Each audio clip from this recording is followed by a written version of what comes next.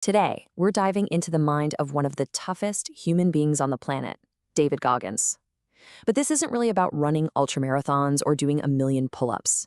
It's about a complete mental rewiring, a blueprint for killing that weak, soft version of yourself. Let's get right into it. So where does this all start? Well, it doesn't start with some superhuman. It starts right here, with a guy who was 6'1" and weighed nearly 300 pounds.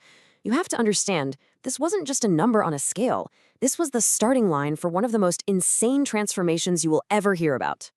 To even get a chance, a sliver of a chance at becoming a Navy SEAL, he had to climb this mountain first. He had to lose over 100 pounds. A physical change so radical, most people would just say, nope, impossible. And here's the kicker. This is what separates just wanting something from being completely obsessed. He did it in under 3 months. Think about that. That timeline just proves that radical, life-altering change isn't just possible. It can happen at a shocking speed if the will is truly there.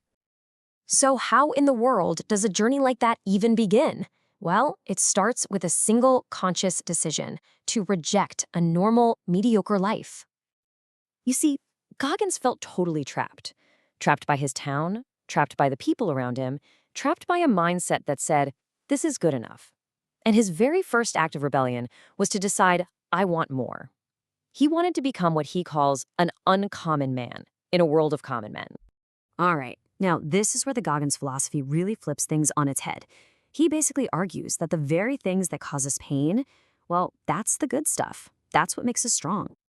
And here's the key idea. Hardship isn't some obstacle you're supposed to dodge. It's a necessary ingredient for growth. It's like lifting weights. You need that resistance to build muscle. And as Goggins says, without that friction in your life, there is zero growth, period. This right here is the mental switch.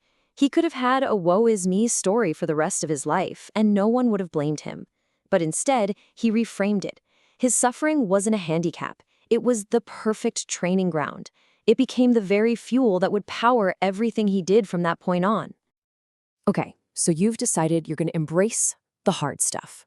Great, but how do you actually build the confidence to face it? Goggins is pretty clear. You can't just hope for it or wish for it. You have to build it. And this slide really nails the difference. On one side, you've got that hollow, after-school special belief. Just empty affirmations. But on the other side, you have real, earned belief. The kind that's built, brick by painful brick, through hard, undeniable work. And this is the core of it all. Your confidence has to come from what he calls an undeniable stack of proof. It's like a resume you keep in your head, filled with every single hard thing you've ever pushed through. It's not a feeling, it's not a hope, it is cold, hard evidence. And this all boils down to a pretty clear 3-step process. First, you have to actively go looking for hard things, daunting tasks.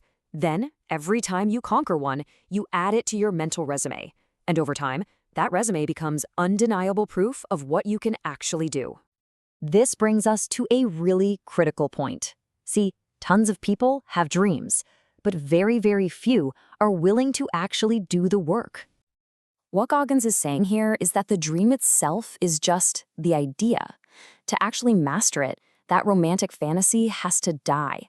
And in its place comes a cold, hard laundry list of tasks that you have to grind through day after day. That's the moment you stop being a dreamer and become a doer. And this quote from Ryan Holiday just perfectly explains the psychology behind this. Your brain has a limited amount of fuel for motivation. You can either spend that fuel talking about what you're going to do, or you can spend it actually doing it. Goggins knows that most of us choose the easy way out. And this chart shows you exactly why that trap is so dangerous. Just talking about your big goal gives your brain a cheap, easy hit of dopamine. It feels good. It feels like you've already done something. But that easy dopamine hit steals the very fuel you need for the real work, the work that creates actual progress. So what's the end game? What is the ultimate state of mind you need to actually execute all this, especially when the stakes are literally life and death?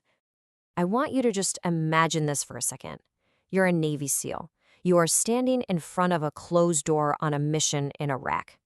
And your mind is just racing because you have no idea what's on the other side. What's behind that door? It could be absolutely nothing. Or it could be 4 guys with AK-47s waiting for you.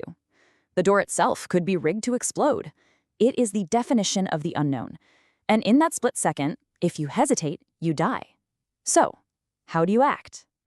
This is the answer. It's a profound, total acceptance of the absolute worst-case scenario. To be effective in that moment, you can't be afraid of dying.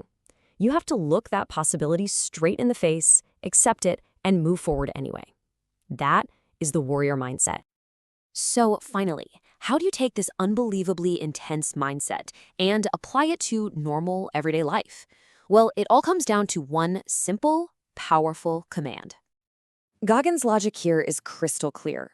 If you've already decided you're going to do something, a workout, a project at work, anything, you have a choice. You can do it weakly, just barely get through it, or you can be the hardest person you can possibly be in that moment.